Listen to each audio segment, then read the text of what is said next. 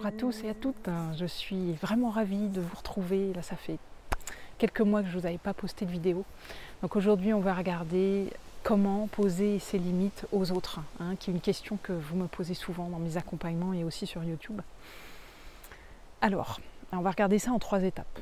Donc c'est intéressant de se souvenir de ces 3 étapes, donc ça aide comme repère. Donc la première étape déjà, c'est de se dire, parce que c'est souvent une phrase qu'on entend, poser ses limites, mettre ses limites, voilà, dire non. Première étape, c'est d'identifier ses limites déjà, et surtout de voir qu'elles sont ici et maintenant. Que ces limites, elles sont au moment où vous vivez quelque chose, les limites vont être définies à partir de ce moment-là. C'est pas une limite en soi pour toujours, pour toute la vie, voilà. C'est sûr qu'il y a des valeurs en dessous, des valeurs que vous avez profondes, de choses acceptables et inacceptables. Mais globalement, dans la vie, il y a beaucoup de choses qui sont en mouvement. Et nos limites, elles sont sans arrêt en mouvement, puisque on est sans arrêt en évolution. Et encore en plus, si on est dans une évolution consciente, vraiment volontaire, donc là, ça va accélérer les choses. Donc forcément, les limites, elles vont bouger. Donc, première chose, c'est de se rendre compte que les limites, elles sont ici et maintenant, que ce n'est pas des limites en soi. Voilà.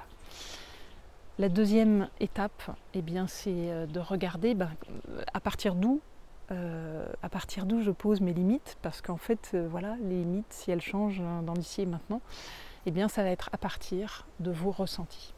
Donc ça, c'est vraiment hyper important de comprendre ça, c'est que ça vient de vos émotions. C'est vos émotions qui donnent la météo et qui vont vous expliquer, vous faire vivre en fait, vous faire vous connaître vous-même par rapport à vos limites.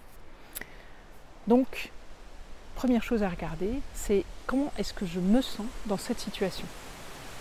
Je vais vous donner un exemple qui revient souvent dans mes accompagnements. Par exemple, la jalousie. Voilà, on a peut-être une image de nous, voilà, on va prendre quelqu'un qui a une image idéale d'elle-même, de quelqu'un de non jaloux, de pas jaloux. Voilà. Et puis, en fait, son compagnon ou sa compagne voit souvent beaucoup d'amis femmes ou d'amis hommes, et à l'intérieur, ça génère des choses. Voilà. Ça peut contredire même la posture idéale, l'image idéale qu'on a de soi d'une personne non jalouse. Donc on ne va rien dire, alors qu'en fait c'est vraiment là justement qu'il faut s'arrêter, se poser, vous poser et regarder qu'est-ce que je ressens. Là c'est difficile, c'est dur, j'ai peur, je me sens insécure, ça réveille mes insécurités, j'ai peur de perdre l'autre, voilà, je me sens pas bien, je transpire, j'ai mon cœur qui bat, j'ai le ventre qui se serre, voilà, c'est-à-dire de pouvoir vous observer dans vos sensations physiques et dans vos sentiments. J'ai créé un tableau de sentiments inspiré de la communication non violente que je vous partage dans ma formation en ligne sur la réconciliation avec vous-même. Je vous en parlerai un petit peu plus tard, vous avez le lien dans la description. Voilà. Donc c'est vraiment très important de pouvoir vous asseoir avec vous-même et vraiment observer qu'est-ce que vous ressentez. À partir de là, ça va vous donner effectivement une indication, non pas de limite, et ça c'est la 3e étape. Ce que je vous propose, et moi c'est vraiment le fruit de mon expérience, c'est de ne pas poser vos limites, de ne pas dire ah mais là je peux plus, là je peux pas, là c'est pas possible, c'est parce que les limites c'est déjà intellectualisé. C'est plutôt de partager vos ressentis sans essayer de changer l'autre. Je sais c'est difficile à faire, c'est vraiment pas simple, parce que souvent dans la communication, ce qu'on veut faire, c'est qu'on veut changer l'autre. Voilà. On veut que l'autre change de comportement. Alors qu'en fait, si déjà on se pose avec soi et quand on va pouvoir partager en toute humilité nos ressentis, donc ressentis, sentiments et sensations physiques, eh bien les choses elles vont se faire toutes seules. Donc vous pouvez par exemple, si je continue l'exemple de cette personne qui en fait a des manifestations, quand son compagnon ou sa compagne part avec d'autres personnes, en amitié ou autre, eh bien ça va être de pouvoir partager ça. Tu sais, quand tu pars avec tes amis, eh bien en fait moi voilà, j'ai le cœur qui s'accélère, j'ai une boule dans le ventre en fait j'ai peur de perdre, je me sens très insécure, voilà, et je me sens pas bien, c'est pas du tout facile pour moi. Voilà, vous partagez ça, c'est pas pour faire porter non plus le chapeau à l'autre, c'est pas pour lui faire porter un sac à dos, hein. C'est parce que c'est vous. C'est en fait, vous êtes là avec ces ressentis-là et c'est vous, c'est votre vérité.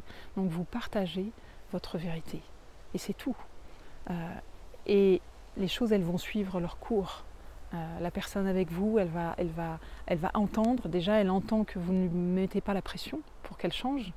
Vous êtes juste en train de lui partager votre vérité, ce qui est là pour vous. Voilà. Et les limites, eh bien, elles sont là en fait.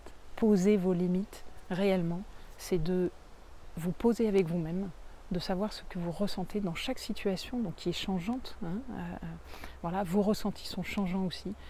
De vous poser avec vous dans l'instant présent et de pouvoir partager ça à l'autre, qui va faire que les limites, eh bien, elles sont intrinsèques. Elles vont d'elles-mêmes se poser parce que des fois, en fait, on a l'impression qu'on ne va pas y arriver. Pour reprendre l'exemple de cette personne qui ressent de la jalousie, en fait, l'impression qu'elle ne va pas y arriver. Et quand on partage, si elle se met à partager à l'autre, par exemple en couple, à son partenaire, ce qu'elle ressent, eh bien en fait, l'autre va peut-être lui répondre, va pouvoir peut-être la rassurer. Et en fait, ça va être OK. En fait, ça va être OK, ça va être beaucoup plus fluide que l'autre parte avec ses amis. Donc si vous posez la limite, mais non, je ne supporte pas que tu ailles avec des amis, et si vous posez cette limite définitivement, eh bien, vous enfermez l'autre, vous vous enfermez aussi et vous enfermez la relation. Voilà. Donc voilà le conseil que j'avais très envie de vous donner parce que c'est vraiment très important. Et je vous propose, si vous voulez aller plus loin, d'aller regarder dans le lien de la description. Je viens de terminer une formation en ligne pour vous, comment vous réconcilier totalement avec vous-même en 40 jours. Voilà, donc je vous propose d'aller regarder sous la vidéo. Et moi je vous retrouve très bientôt avec un immense plaisir.